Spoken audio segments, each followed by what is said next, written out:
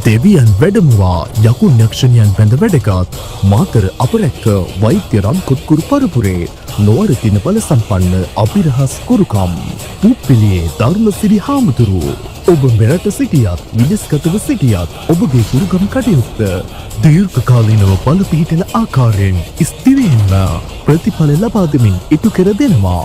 දැන්ම අමතන්න ජාත්‍යන්තර කීර්තියට පත් ගුප්ත විද්‍යා ශාස්ත්‍රාචාර්ය ගුප්ත විද්‍යා ගවේෂක සම්මානලාභී ප්‍රවීණ ජ්‍යොතිර්වේදී විහාරාධිපති සමස්ත ලංකා සංස්කෘතික පදනමේ මධ්‍යම පළාත් අධ්‍යක්ෂක මුළු තිබ ඉනටම සාම විරිසරු පූජ්‍ය පුප්පිලියේ ධර්මසිරි ගුරු හාමුදුරුවෝ විමසීම් 070යි 361යි 2299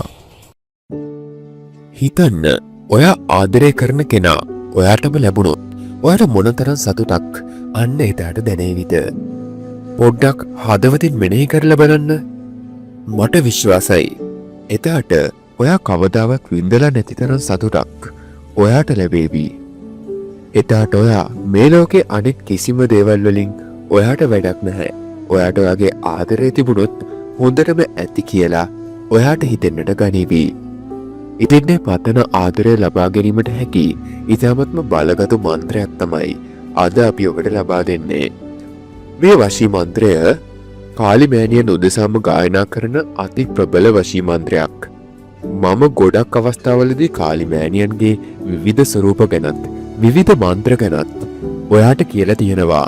ඉතින් මම අමුතුවෙන් කියන්නට ඕනේ නැහැ කාලිමෑණියන් කියන්නේ කවුද කියලා, ඒ වගේම කාලිමෑණියන්ට කරන්න පුළුවන් දේවල් ගැන.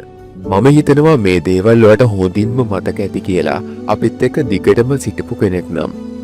ඉතින් මේ වශී මන්ත්‍රය හරහා ඔබට හැරගියපු ඕනෑම ආදරයක් නැවත ගෙන්වා ගැනීමේ හැකියාව තියෙනවා. ඒ වගේම හැරගිය පෙම්වතා පෙම්වතිය නැවත ඔබේ ළඟටම ගෙන්වා ගැනීමේ හැකියාව තියෙනවා. නමුත් මේ වශී මන්ත්‍රය ශ්‍රවණය කිරීමේදී ඔබ කිරීමට ඕන පිළිවෙතක් තියෙනවා. ඒ පිළිවෙතත් මම ඔබට පැහැදිලි කරන්නම්. ඊට කලින් සාදරයෙන් ඔබව අපේ ආශිර්වාද YouTube නාලිකාවට පිළිගන්නවා. දැන් මම ඔයාට කියන්න යන්නේ ඔයාගේ සහකරු හෝ සහකාරිය ඔයාව මගහරිනවා නම්, ඔයාගේ දුරකථන අංකය බ්ලොක් කරලා නම්, ඔහු හෝ ඇය ඔයාගෙන් ඈත් වෙන්න හදනවා නම්, ඔයාට කතා කරන්නේ නැතුව සම්බන්ධතාවය නැති කරගන්න හදනවා වගේ ඔයාට දැනෙනවා නම්, ඕනෑම අවස්ථාවකදී ඒ කියන්නේ ඕනෑම මොහොතකදී ඉතාමත්ම කෙටි කාලයක් ඇතුළත සිදු කර ප්‍රතිඵල ලබා ගන්නට පුළුවන් ඉතාමත්ම බලගතු වශී මන්ත්‍රයක් තමයි මේ ගෙනල්ලා දීලා තියෙන්නේ. මේ මන්ත්‍රය ඔයා ආකර්ෂණය කර ගැනීමට බලාපොරොත්තු වන පුද්ගලයා, එහෙම නැත්නම් ආදර සම්බන්ධතාවයක් නැතුව නමුත් ආදර සම්බන්ධතාවයක් පටන් ගන්නට සිටිනවා නම්, එසේ සිතනවා නම් ඒ සිතන ඕනෑම කෙනෙක්ට ඉතාමත්ම ඉහළ ප්‍රතිඵල ලබා ගන්නට පුළුවන් අර්ථ විශේෂ මන්ත්‍රයක්. හොඳයි, අපි දැන් බලමු මේ මන්ත්‍රය සිදු කරන පිළිවෙත. මේ මන්ත්‍රය ශ්‍රවණය කරද්දී ඔයාට කිසිම බාහිර බලපෑමක් සිදු වෙන්නට බෑ. ඒක ඔයා හොඳින් මතක තියාගන්න ඕනේ. මේ මන්ත්‍රය ශ්‍රවණය කරද්දී ඔයාගේ අවධානය බිඳෙන්නේ නැති වෙන්න ඔයා වැඩ කරන්නට ඕනේ. ඒ කියන්නේ කිසිම බාහිර ශබ්දයක් නොඇසෙන තැනක් මේ මන්ත්‍රය ශ්‍රවණය කිරීමට ඔබ තෝරා ගන්නට ඕනේ. ඒ වගේම මේ මන්ත්‍රය ශ්‍රවණය කරන්නට කලින් මේ මන්ත්‍රය ශ්‍රවණය කරොත් මට වැඩක් තියේද, මේන් ප්‍රතිඵල තියේද, මේ මන්ත්‍රය ඇත්තක් යන දේවල් ඔබ නිකමටවත් හිතන්නට එපා. මේ මන්ත්‍රය සත්‍යයක් කියලා ඔබත් මමත් දෙන්නාම දන්නවා. මේ මන්ත්‍රයෙන් ප්‍රතිඵල ගන්නට නම් ඔයාගේ හිතේ තියෙන ඍණාත්මක අදහස් ඔයා හිතින් නැති කරගන්නට ඕනේ. ධනාත්මක ආකල්පයන්ගෙන්, ධනාත්මක මනසකින් කාලිමෑණියන් ගැනත්, මේ මන්ත්‍රය ගැනත්, විශ්වය ගැනත් ස්තුතිවන්ත වෙලා ධනාත්මක හැඟීමෙන් මේ මන්ත්‍රය ශ්‍රවණය කරන්නට ඔයා පටන් ගන්නට ඕනේ. ඔයා මේ මන්ත්‍රය අහන මේ මොහොතේදී ඔයාට දුක් සහිත සිතක් නම්, කනකාටු සහිත සිතක් නම්, කලකිරීමෙන් සිටින සිතක් නම් තියෙන්නේ, ඔයා මේ මන්ත්‍රය දැන් අහන්නට යන්නට එපා. මුලින්ම ඔයා මෙන්න මේ පුංචි අභ්‍යාසය කරලා බලන්න. හොඳින් වතුර වීදුරුවක් පානය කරන්න. ඒ පානය කර හොඳින් 3 වතාවක් ආශ්වාස ප්‍රාශ්වාස සිදු කරන්න. හොඳින් හුස්ම ගන්න. හොඳින් පහළට අතහරින්න. ඒ කීප වතාවක්ම හොඳින් සිදු කරන්න. ඔයා හිතන්න මට කිසිම ප්‍රශ්නයක් නැහැ. මට කිසිම කරදරයක් වෙන්නේ නැහැ. මම හිතන පතන දේ කොමක්ද ඒවා ඒ අයුරින්ම මට ඉෂ්ට වෙනවා. මා බලාපොරොත්තු වන දේ කුමක්ද? මා බලාපොරොත්තු වන දේවල්ද ඒ අයුරින්ම සිදුවෙනවා. මේ ලෝකයේ සිටින නිරෝගීමත්ම පුද්ගලයා මම වෙමි. මේ ලෝකයේ සිටින වාසනාවන්ත වූ පුද්ගලයා මම වෙමි කියන ධනාත්මක ආකල්ප ඔයාගේ හිතින් මෙනෙහි කරන්න. ඒ වගේම කාලිමෑණියන් සත්‍යයක්. කාලිමෑණියන් මාගේ බලාපොරොත්තුව ඉෂ්ට කරනවා. සෑමදාම කාලිමෑණියන්ගේ පිහිට ආරක්ෂාව මට ලැබෙනවා. මම කාලිමෑණියන්ව හදවතින්ම නමස්කාර කරමි. වන්දනාමාන කරමි. උතුම් වූ කාලිමෑණියන් වන්දනාමාන කර මාගේ බලාපොරොත්තුව මම ඉෂ්ට කරගනිමි කියන ධනාත්මක සිතුවිල්ල, ඒ ධනාත්මක චේතනාව ඔයා හදවතින්ම සිහි කරන්නට ඕනේ. දැන් හොඳින් දැස් වසා ගන්න. සිතන්න ඔබ ආදරය කරන පුද්ගලයා කවුරුන් වුණත් ඇය හෝ ඔහු ඔබට ලැබුණොත් ඔබ මොන වගේ දෙයක් සිදු කරාවිද? ඔයාට මොනතරම් සතුටක් එදාට දැනේවිද? ඔහුත් එක්ක ගත කරන ඒ සුන්දර ජීවිතය හදවතින්ම මෙනෙහි කරන්න. බලන්න කොතරම් ලස්සන දර්ශනයක්ද ඔබට ලැබෙන්නේ. එසේම මොහොතක් මේ පිළිබඳව මෙනෙහි කරන්න. තව සුළු මොහොතකින් මන්ත්‍ර ශ්‍රවණය වීමට පටන් ගනී. ඇස් දෙක පියාගෙනම ඒ මන්ත්‍ර ශ්‍රවණය කරන ගමන් ඒ සුන්දර ජීවිතය මෙනෙහි කරන්න. ඔයා කොතරම් වාසනාවන්තද බලන්න. මේ තරම් ලස්සන ආදරයක්, ලස්සන සෙනෙහසක් ඔයාට ලැබෙන්නටයි යන්නේ. කාලිමෑණියන් ඔබට අද ඒ ආදරය, අද ඒ ලස්සන පිවිතුරු දර්ශනය ලබා දෙනවා. තව සුළු මොහොතක් යන්නට මත්තෙන් ඔයාට කෝල් එකක්, මැසේජ් එකක් එන්නටත් පුළුවන්. ඉතින් මේ කෝල් එකක්, මැසේජ් එකක් දැන් ඔයාට එනවා කියලා හිතන්න. ඔයාට මොනතරම් සතුටක් දැනේවිද? ඒ දැනෙන සතුට වචනෙන් විස්තර කරලා ඉවර කරන්නට බැහැ නේද?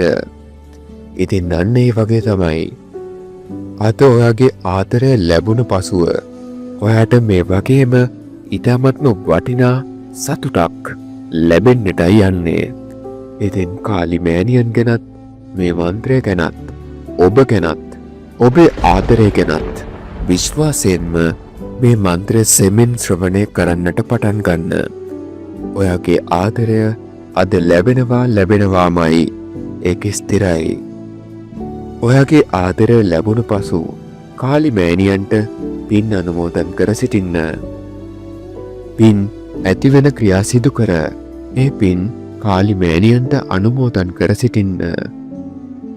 ඔබට කාලිමෑණියන්ගේ පිහිට ආරක්ෂාව ඇල්ම බැල්ම නොමදව ලැබේවා.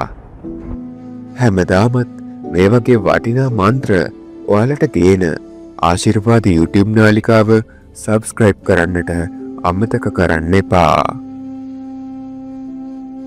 ह्रीं श्रीं क्लीं कालिकाय स्वाहा मे पातु मस्तकं क्लीं कापालं सदा पातु ह्रीं ह्रीं ह्रीं इति लोचने ह्रीं त्रिलोचने स्वाहा नाशिकां सदावतु क्लीं कालिके रक्ष रक्ष स्वाहा दंत सदावतु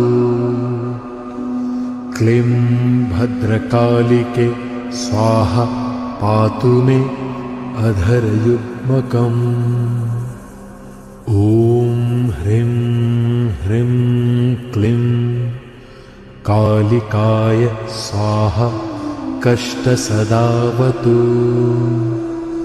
ॐ ह्रीं ह्रीं श्रीं क्लीं कालिकाय स्वाहा मे पातु मस्तकं क्लीं कापालं सदा पातु ह्रीं ह्रीं ह्रीं इति लोचने ह्रीं त्रिलोचने स्वाहा नासिकां सदावतु क्लीं कालिके रक्ष रक्ष स्वाहा दन्त सदावतु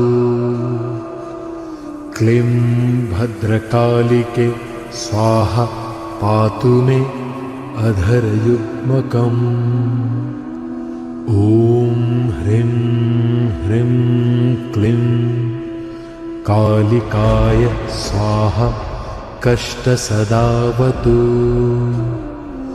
ॐ ह्रीं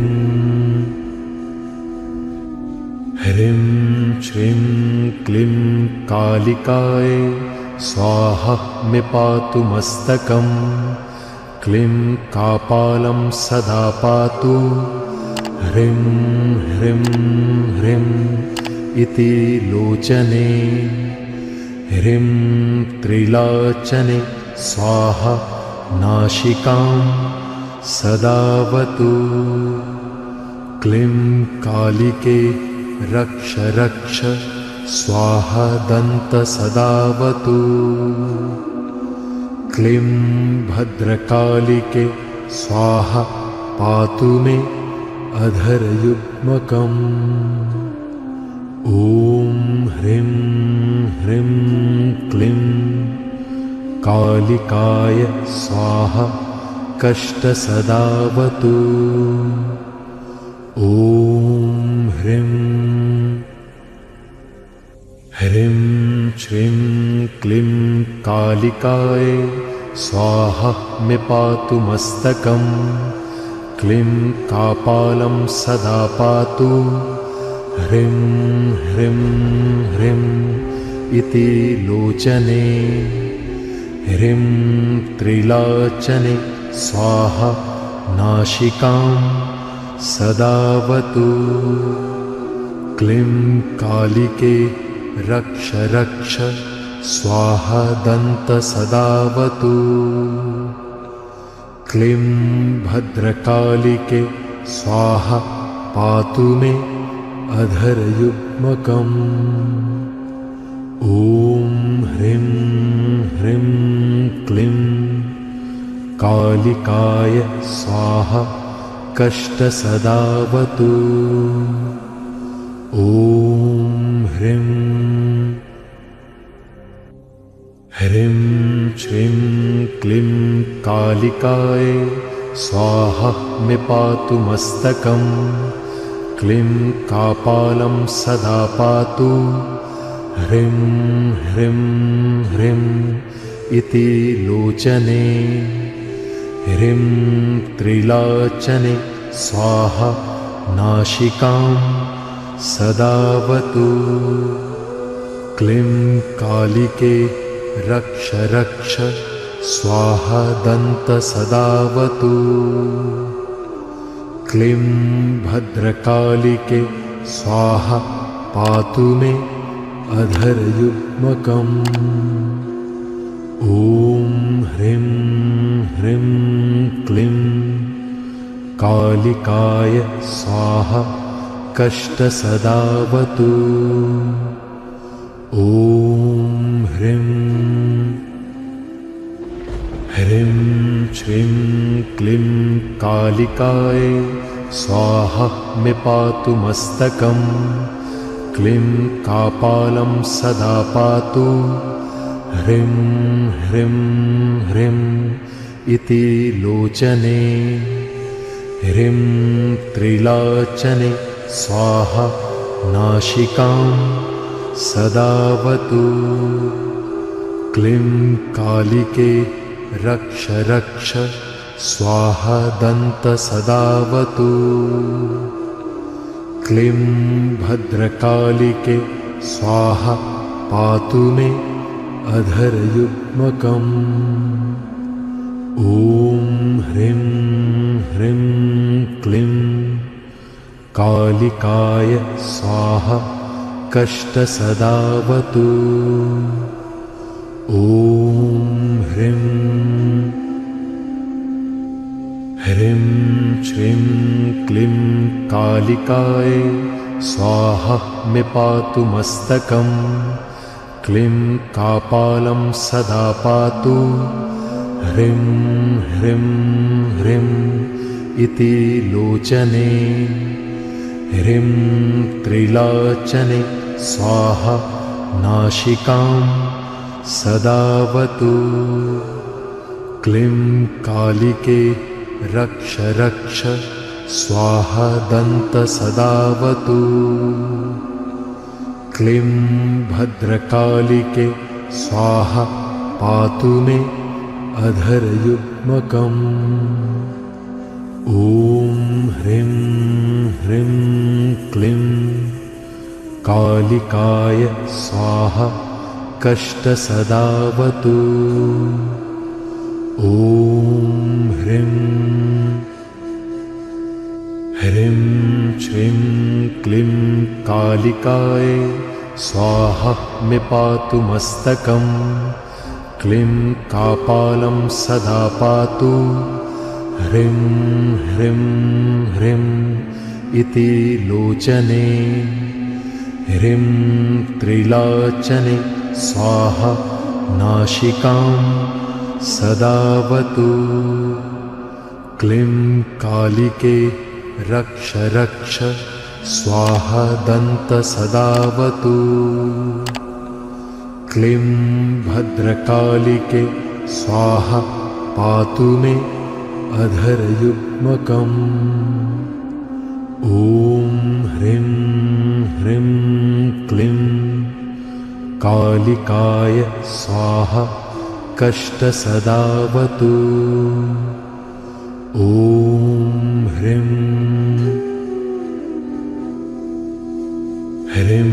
श्रीं क्लीं कालिकाय स्वाहा मे पातु मस्तकं। क्लीं कापालं सदा पातु। ह्रीं ह्रीं इति लोचने। ह्रीं त्रिलोचने स्वाहा नासिकां सदावतु। क्लीं कालिके रक्ष रक्ष स्वाहा दन्त सदावतु। क्लीं भद्रकालिके स्वाहा पातु मे अधरयुग्मकम्। ॐ ह्रीं क्लीं कालिकाय स्वाहा कष्टसदावतु। ॐ ह्रीं श्रीं क्लीं कालिकाय स्वाहा मे पातु मस्तकं। क्लीं कापालं सदा पातु। ह्रीं ह्रीं इति लोचने। ह्रीं त्रिलोचने स्वाहा नासिकां सदावतु। क्लीं कालिके रक्ष रक्ष स्वाहा दन्त सदावतु। क्लीं भद्रकालिके स्वाहा पातु मे अधरयुग्मकम्। ॐ ह्रीं क्लीं कालिकाय स्वाहा कष्टसदावतु। ॐ ह्रीं श्रीं क्लीं कालिकाय स्वाहा मे पातु मस्तकं। क्लीं कापालं सदा पातु। ह्रीं ह्रीं इति लोचने। ह्रीं त्रिलोचने स्वाहा नासिकां सदावतु। क्लीं कालिके रक्ष रक्ष स्वाहा दन्त सदावतु। क्लीं भद्रकालिके स्वाहा पातु मे अधरयुग्मकम्। ॐ ह्रीं ह्रीं क्लीं कालिकाय स्वाहा कष्टसदावतु। ॐ ह्रीं ह्रीं श्रीं क्लीं कालिकाय स्वाहा मे पातु मस्तकम्। क्लीं कापालं सदा पातु। ह्रीं ह्रीं ह्रीं इति लोचने। ह्रीं त्रिलोचने स्वाहा नासिकां सदावतु। क्लीं कालिके रक्ष रक्ष स्वाहा दन्तसदावतु। क्लीं भद्रकालिके स्वाहा पातु मे अधरयुग्मकम्। ॐ ह्रीं ह्रीं क्लीं कालिकाय स्वाहा कष्टसदावतु। ॐ ह्रीं ह्रीं श्रीं क्लीं कालिकाय स्वाहा मे पातु मस्तकम्। क्लीं कापालं सदा पातु। ह्रीं ह्रीं ह्रीं इति लोचने।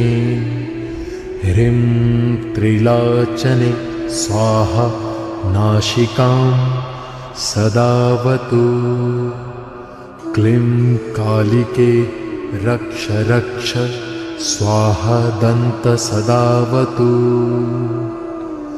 क्लीं भद्रकालिके स्वाहा पातु मे अधरयुग्मकम्। ॐ ह्रीं ह्रीं क्लीं कालिकाय स्वाहा कष्टसदावतु। ॐ ह्रीं ह्रीं श्रीं क्लीं कालिकाय स्वाहा मे पातु मस्तकम्। क्लीं कापालं सदा पातु। ह्रीं ह्रीं ह्रीं इति लोचने। ह्रीं